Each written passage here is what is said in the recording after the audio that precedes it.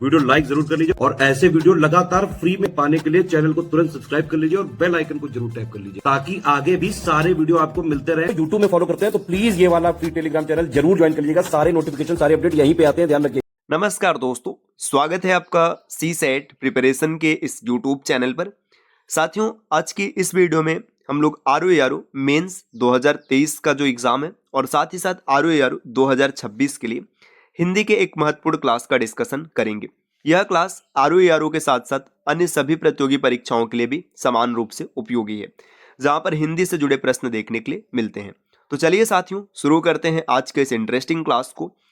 इससे पहले आप वीडियो को लाइक कर दीजिएगा और चैनल पर अगर पहली बार विजिट किए तो सब्सक्राइब करना ना भूलिएगा। साथियों, अगर आप ये पीडीएफ प्राप्त करना चाहते हैं या फिर टीम के पेड कोर्सेज को ज्वाइन करना चाहते हैं तो इनमें से किसी भी नंबर पर आप कॉल या व्हाट्सएप कर कोर्स की जानकारी ले सकते हैं। ये ज्ञान सर का व्हाट्सएप नंबर है, आप यहाँ से व्हाट्सएप के माध्यम से भी जानकारी प्राप्त कर सकते हैं। चलिए अब बढ़ते हैं आगे अपने क्लास की ओर।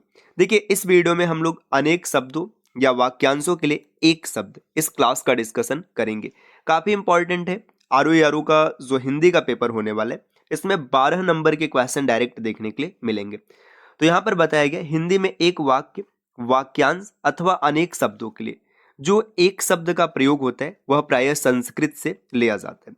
तो हिंदी में अनेक शब्दों के लिए, वाक्यों के लिए या वाक्यांशों के लिए जो शब्द का प्रयोग किया जाता है ये अक्सर कहाँ से होता है? संस्कृत से होता है।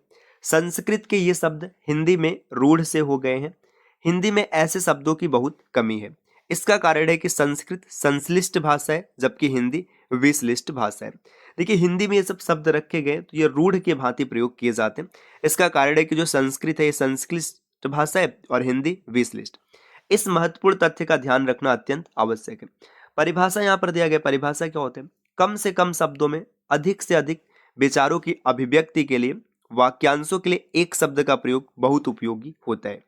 ऐसे शब्दों को अनेक शब्दों के स्थान पर एक शब्द भी कहा जाता है। जैसे देखिए, अब यहाँ पे कुछ एग्जांपल्स दिए गए, आप समझने की कोशिश कीजिए। जो अपने स्थान या स्थिति से अलग न किया जा सके, आप इतना लिखेंगे। इससे अच्छा है कि आप अच्युत लिख दीजिए या अटल या फिर स्थिर लिख दीजिए। तो भाई इनकी संख्या ना हजारों में है। ऐसा नहीं कि इनकी संख्या 2, 4, 10 है, आप इसको पढ़ करके पूरा रट लेंगे। ये संख्या हजारों में। अगर आपको इसे स्पष्ट करना है तो ज्यादा आवश्यक है कि आपके पास ये पीडीएफ होना चाहिए। अगर आपके पास ये पीडीएफ रहेगा तो फिर क्या होगा कि आप आसानी से चीजों को पढ़ पाएंगे, मल्टीपल टाइम आप इनका रिवीजन कर पाएंगे। और नहीं तो फिर आपको नोट्स बनाना पड़ेगा। तो फिर नोट्स बनाकर क्या इतना ज्यादा लिखेंगे? जी, ये भी काम नहीं करना है। तो आप टीम के पेड कोर्सेज से जुड़ करके ये पीडीएफ प्राप्त कर सकते हैं। बाकी क्लास आप ऐसे सीधा सीधा देख लीजिए। देखिए, पहला शब्द है जो अपने स्थान या स्थिति से अलग न किया जा सके, उसके लिए एक शब्द का प्रयोग किया जाता है अच्युत। देखिए, च्युत का मतलब होता है जो अपने स्थान से अलग हो सके। अच्युत मतलब जिसे अलग नहीं किया जा सकता। जैसे अटल, अटल का मतलब जो टलने लायक नहीं है, जिसे टाला नहीं जा सकता है, अपने स्थिति से अलग नहीं किया जा सकता है। या स्थिर, तो पहले का ये आप लिख लेंगे। जिसका कोई निश्चित घर न हो उसके लिए अनिकेत शब्द का प्रयोग किया। देखिए, निकेतन, निकेतन का मतलब घर होता है। और अनिकेत, अनिकेत का मतलब जिसका कोई घर नहीं है। शरीर के लिए जितना आवश्यक है उससे अधिक न लेना, इसको अपरिग्रह कहते हैं। अपरिग्रह का तात्पर्य शरीर के लिए जितना आवश्यक है बस उतना ही लेना, उतना ही संचय करना, उससे अधिक संचय न करना। आग से झुलसा हुआ, आग से झुलसा हुआ इसको अनल दग्ध कहते हैं। अनल मतलब आग, दग्ध मतलब झुलसा हुआ। जिसके गले का स्वर अच्छा हो उसको सुकंठ कहा जाता है। सुकंठ मतलब, कंठ मतलब होता है ना, कंठ अच्छा है तो सुकंठ हो जाएगा। जिसकी गर्दन, गर्दन मतलब ग्रीवा बहुत अच्छी, उसे सुग्रीव कहते हैं। सु मतलब अच्छा और ग्रीव मतलब ग्रीवा। आगे दिए जो सभ्य, सभ्य मतलब बाएं हाथ से भी काम कर लेता हो उसको सभ्य साची कहते हैं। सभ्य मतलब बायां हो जाएगा और हाथ से काम करने के लिए साची। जो दोनों हाथों से समान कौशल हेतु सदा हो। देखिए, सामान्यतः व्यक्ति दाएं हाथ से कार्य करता है, लेकिन अगर दोनों हाथ से सद गया मतलब बाएं से भी अच्छा कर पा रहे हैं तो उसे भी सब्यसाची कहेंगे। तो जो बाएं हाथ से भी काम करता है उसको भी सब्यसाची कहते हैं, और जो दोनों हाथ के लिए सद चुका है उसको भी सब्यसाची कहते हैं, है ना। जिसे जानना आवश्यक उसे ज्ञातव्य कहते हैं। ज्ञातव्य का मतलब जिसे जानना आवश्यक है, जिसे जानना चाहिए, ज्ञातव्य होते हैं। जो जानने योग्य हो या जिसे जाना जा सके उसके लिए एक शब्द ज्ञेय का प्रयोग किया जाता है। ज्ञेय मतलब जो जानने योग्य, जिसे जाना जा सके। धराशायी होकर प्राण त्यागने वाला, इसको मैमर्त्य कहा जाता है। मैमर्त्य का मतलब धराशायी होकर प्राण त्यागने वाला। धराशायी हो गया, प्राण त्याग दिया है, उसको कहेंगे मैमर्त्य। देखिए एक शब्द यहाँ से याद रखना, प्राण। प्राण हमेशा बहुवचन शब्द होते हैं, ये आपने कई बार देखा होगा, परीक्षाओं में पूछे जाते हैं, है ना। जिसका आदि और अंत न हो। आदि मतलब प्रारंभ, अंत मतलब समाप्ति। अगर दोनों नहीं तो इसको अनाद्यांत कहते हैं। अनाद्यांत का मतलब न तो आदि है और न ही अंत है। जो जानवर किसी की देख रेख में न हो, उसके लिए एक शब्द का प्रयोग किया जाता है अनेर। देखिए जिसकी देख रेख में नहीं है, कोई उसको देखभाल नहीं कर रहा है, तो उसको अनेर कहा जाता है, तो उसके लिए एक शब्द है अनेर, है ना। आगे दिया है, जो जानवर किसी के वश में न हो। वो जो जानवर किसी के वश में न हो उसे अन्ना कहते हैं। अन्ना का मतलब ऐसा जानवर जो किसी के वश में नहीं है। जो जानवर वन में रहने का आदि, उसको वनैला, वन में रहने वाला वनैला। देखिए अपने विलोम में पढ़ा होगा, पालतू का वनैला होता है, तो पालतू मतलब जिसको पाल लिया गया, घर में रखा गया। वनैला का मतलब जो वन में रहते हैं। आगे दिया गया, झूठ झूठ, मिथ्यावाणी और गलत व्यवहार, तो इसको कहा जाता है अनेर। देखिए अनेर और अनेर अलग अलग है। देखिए अनेर जब इस प्रकार से लिखा जाएगा, इसमें आधा न रहेगा, तो इसका मतलब क्या हो जाएगा कि एक जानवर है जो किसी की देख रेख में नहीं है। और सिर्फ अनेर लिखा जाएगा तो अनेर का मतलब ये होता है कि झूठ है, मिथ्यावाणी और गलत व्यवहार है, उसको अनेर कहते हैं। आगे दिया, पूर्व और उत्तर के बीच का कोण, इसे ईशान कोण कहा जाता है। देखिए पूर्व, जैसे ये आपने बनाया, ये नॉर्थ हो गया, ये ईस्ट हो गया, इसके बीच का जो एंगल है इसी को कहेंगे ईशान, है ना। ईशान कोण, ये आपको याद रखना चाहिए। देखिए आगे यहाँ पर दिया गया, चाटने योग्य वस्तु, इसको कहते हैं लेह। लेह का मतलब जो चाटने योग्य वस्तु है। किसी विषय का पूर्ण ज्ञान रखने वाला निष्णात। निष्णात का तात्पर्य कि कोई एक विषय उसका पूरा ज्ञान रखता है, उसको निष्णात कहा जाता है। नेक्स्ट ये है पूर्णिमा की रात, तो पूर्णिमा की रात को कहते हैं राका, ठीक। हरा भरा मैदान, इसको सादुल कहा जाता है। हरा भरा मैदान एकदम अच्छे से हरा भरा है, तो इसको सादुल कहेंगे। युद्ध के लिए जाने वाले वीरों का प्रचलन गीत, गीत इसे कहते हैं प्रयाण गीत, है ना। युद्ध के लिए मतलब जो जाता है उसके लिए जो गीत गाया जाता है उसको प्रयाण गीत कहते हैं। आगे जिसका अंधकार चूर्ण हो गया हो, इसको कहते हैं आंत्र गर्भ, मतलब इसका गर्भ जो है अब समाप्त हो चुका है। जो कार्य किसी दूसरे प्रधान कार्य को करते समय थोड़े प्रयास से हो जाए, उसको आनुषंगिक कहा जाता है।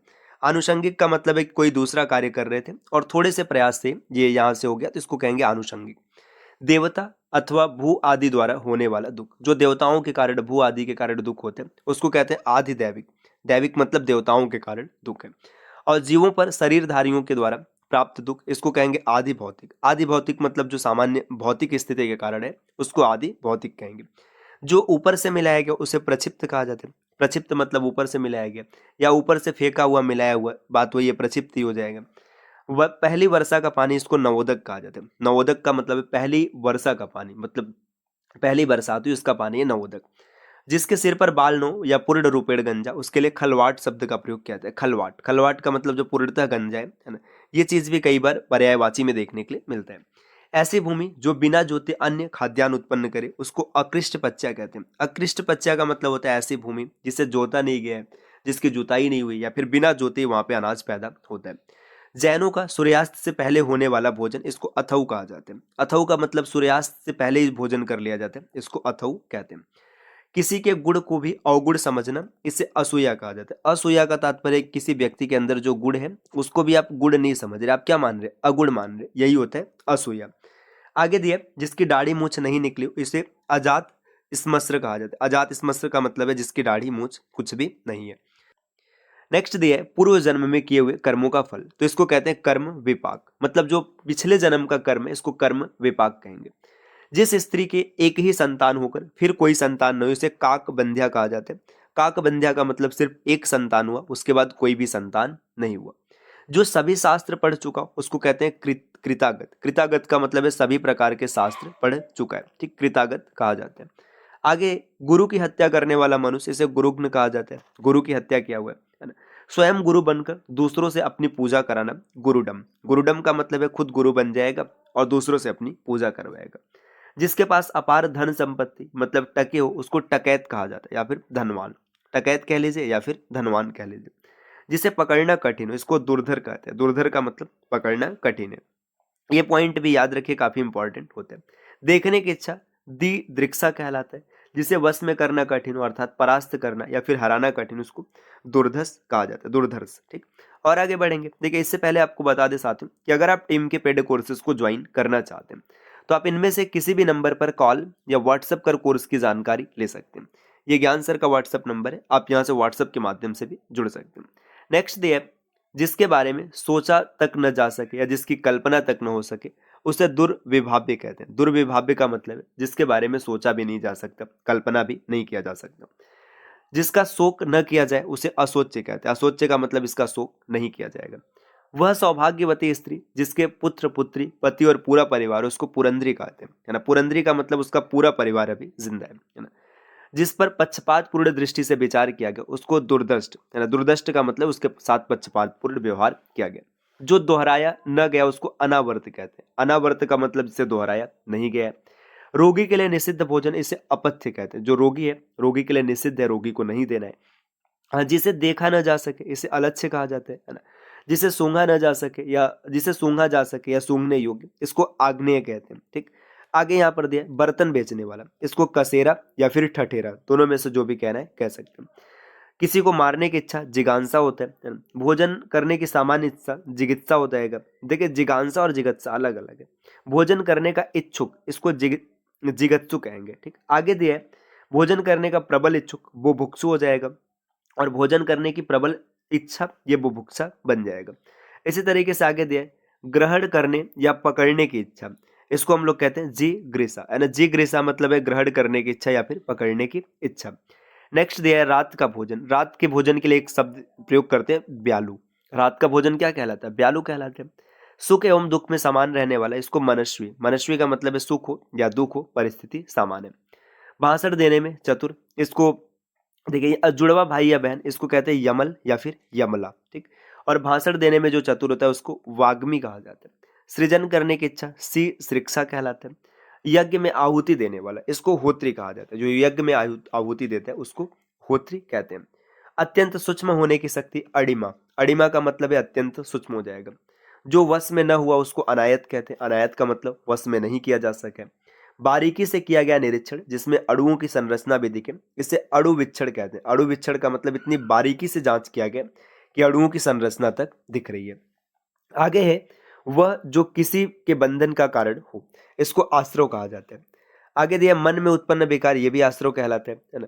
एक बड़ा परनाला जिसमें गंदा पानी बहता वो भी आश्रव होते हैं। और मनोविकार जो आत्मा को ग्रस्त करे ये भी आश्रव हो जाएगा। चावल का फेन भी आश्रव है। तो देखिए यहाँ पे जो पहला आश्रव लिखा है ये अलग तरीके से लिखा गया और ये 4 अलग तरीके से लिखा गया। ठीक, आगे पति को चुनने वाली कन्या पतिंबरा कहलाती, जिसने अपने पति का चुनाव खुद से किया। शिष्य का शिष्य इसे प्रशिष्य कहते हैं। किसी ग्रंथ का टीका ये वार्तिक होता है। किसी ग्रंथ का टीका वार्तिक है। जो स्मृति को मानते हैं उसको स्मार्त कहते हैं। आगे दिए है जिस समय बड़ी मुश्किल से भिक्षा मिलती है इसे दुर्भिक्ष कहेंगे। जो आसानी से प्राप्त हो जाए सहज लब्ध कहलाता है ना। जिसे बुलाया न गया, अनामंत्रित या फिर अनाहुत। अनाहुत का मतलब इसे बुलाया नहीं गया। जिसकी ग्रीवा शंख की तरह उसे काम्बुग्रीव कहते हैं। काम्बुग्रीव मतलब शंख के समान ग्रीवा। आंखों से परे, इसको अप्रत्यक्ष या परोक्ष दोनों में से जो कहिए दोनों सही है। चीन में बनने वाला या चीन से आने वाला रेशमी कपड़ा, इसको चिनांशुक कहा जाता है। जिस स्त्री के पुत्र व पति दोनों जीवित हो उसको पुरंद्री कहेंगे या फिर पूरा परिवार ही जिंदा है। आसानी से या जल्दी यहाँ पर दिया ऋण न चुकाने वाला, नादिहंद कहलाता है ना। जिसके शरीर पर आघात न लगे उसे नासे तुद कहते हैं ना।